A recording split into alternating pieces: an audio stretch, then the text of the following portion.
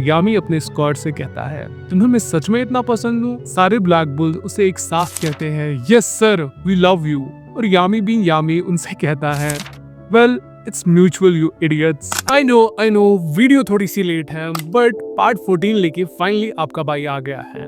और आज मयंक भैया के लिए 2 एक्स्ट्रा चैप्टर्स हैं, तो शुरू करते हैं। बट एज ऑलवेज शुभारंभ रिकैप के साथ। तो लास्ट वीडियो के एंड में हमने देख लिया था कि यूनो भैया को 2 ग्रेमॉस के साथ साथ एक सेक्सी सा पावर अप भी मिल गया था, जिससे वो फाइनली ज़ीनोन के साथ बराबरी से फाइट कर पा रहा था। अब आगे कहानी कंटिन्यू करते हैं विद चैप्टर 310, जिसका टाइटल है unyielding right and wrong. Chapter की स्टार्टिंग में ही हम देखते हैं कि यूनो और ज़ीनोन एक दूसरे पे अपने फुल फोर्स से अटैक्स करते हैं और उन दोनों के ही स्पेल्स काफी ज्यादा पावरफुल लगते हैं।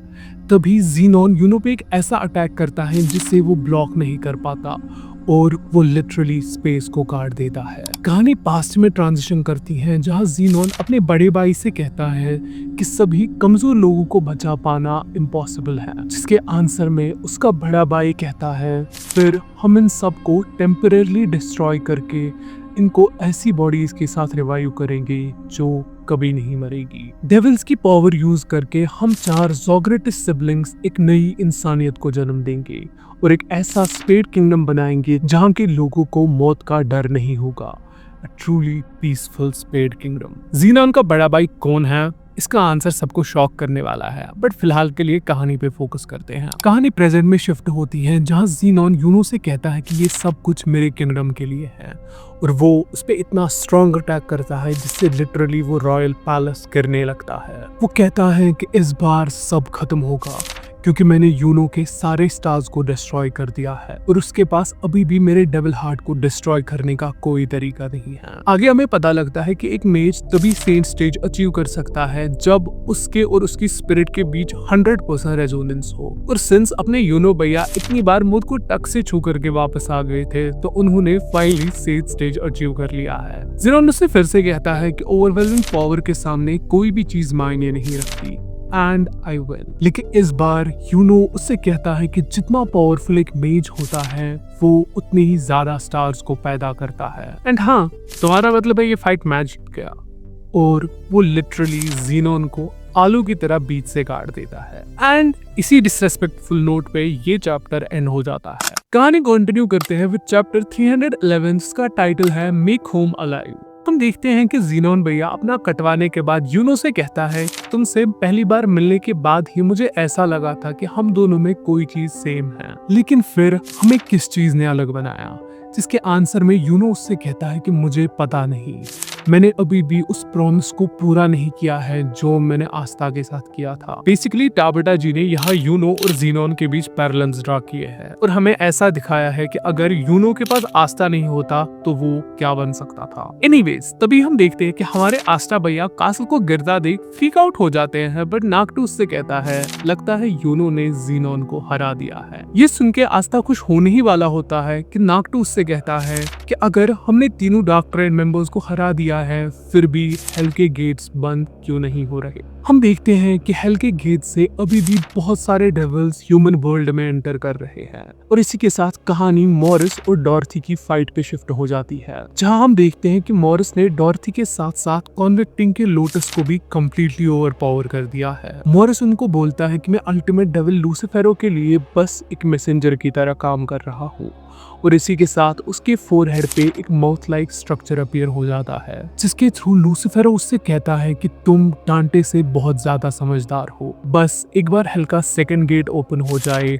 उसके बाद मैं फाइनली इमर्ज हो जाऊंगा। मैंने एडवर्ड ऑफ क्लीपॉथ को इस तरह से मॉडिफाई किया है कि मुझे गेट को ओपन रखने के लिए अब सिर्फ यामी और विलियम की जरूरत है। मॉरिस के पीछे एक बड़ा सा डीमन अपीयर हो जाता है जो लोटस को काफी बुरी तरह पियर्स कर देता है, बट तभी मॉरिस को एक आवाज सुनाई देती है। हम देखते हैं कि ब्लैक बुल्स अपने कैप्टन को वापस लेने आ गए हैं और यहीं पे चैप्टर एंड हो जाता है। कहानी कंटिन्यू करते हैं विद चैप्टर 312, जिसका टाइटल है before the door of hell. हम देखते हैं कि डॉर्थी और लोटस ब्लैक बुल्स को देख के थोड़ा सा रिलीफ फील करते हैं, लेकिन ये लोटस भैया की तो अभी छन्नी बन गई थी, ये जिंदा कैसे है? एनीवेज, हम देखते हैं कि ब्लैक बुल्स के मेंबर्स और मॉरिस के बीच एक फाइट स्टार्ट हो जाती है, जहां सबसे पहले रूज की पावर ही काम करना बंद करती है मॉरिसन से कहता है कि अगर मैंने तुम्हें इन डीमन आर्म से छू भी लिया तो तुम वहीं पे खत्म हो जाओगे। लेकिन तभी सेकर जी उस डीमन के आर्म्स को लिटरली फ्लावर्स बना देती है। बट उस डीमन की और भी बहुत सारी आर्म्स होती है और मॉरिस उससे कहता है तुम इन सबको नहीं रोक सकती। जिसके बाद ग्रे और गॉश मिलके बाकी बची डीमन आर्म्स को भी फ्लावर्स बना देते हैं। मॉरिसन से कहता है कि मुझे सबसे पावरफुल डेविल ने चूज किया है और वो ग्रेविटी मैजिक स्पेल यूज करता है, जिसे हमने पहले चैप्टर्स में डांटे को जैक और नाक्ट के अगेंस्ट यूज करते हुए देखा था। वो उनसे कहता है कि मैंने ग्रेविटी की प्रॉपर्टीज को ही चेंज कर दिया है, अब तुम क्या करोगे? और तभी हेनरी कहता है back then I could not protect you. इसी के साथ वहाँ पे गॉर्डन भी आ जाता है, जिसने फाइनली कर्सेस को स्ट्रेंथ में चेंज करने वाले मैजिक स्पेल को सीख लिया है। मॉरिस उनसे मैजिक को एब्जॉर्ब करने की कोशिश करता है, बट बंदा उसमें भी फेल, बिकॉज वहाँ पे जोरा और मैग्ना आ जाते हैं, जिन्हें सेकर ने कम्प्लीटली हील कर दिया है। तभी आस्था भी वहाँ पे आ जाता है, जो मॉरिस को एक स्ट्रॉन्ग पंच करता है और उससे कहता है तो तुम एनिमी के लास्ट डेविल होस्ट हो।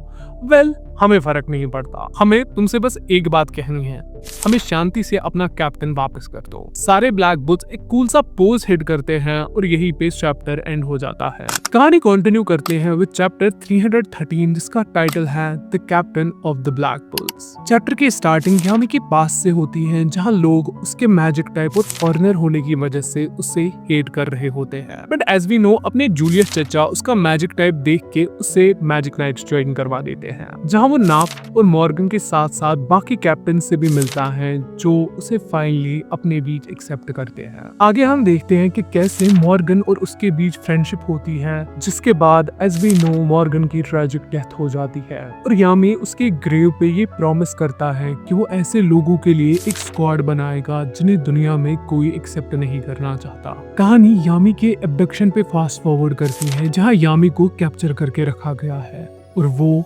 कॉन्शियसनेस लूज कर रहा होता है। वो कहता है मैंने सोचा था मैं मिसफिट्स को एक ऐसी जगह दूंगा जिससे वो अपना घर मान सके, बट इन द एंड उनके साथ रह के मुझे ही एक घर मिल गया। कहानी फाइनली प्रेजेंट में ट्रांजिशन करती है, जहां मॉरिस को अच्छे से पीला गया है और ये देखकर यामी अपने स्क्वाड से कहता है तुम्हें मैं सच में इतना पसंद हूँ? सारे ब्लैक बुल्स उसे एक साथ कहते हैं yes sir we love you.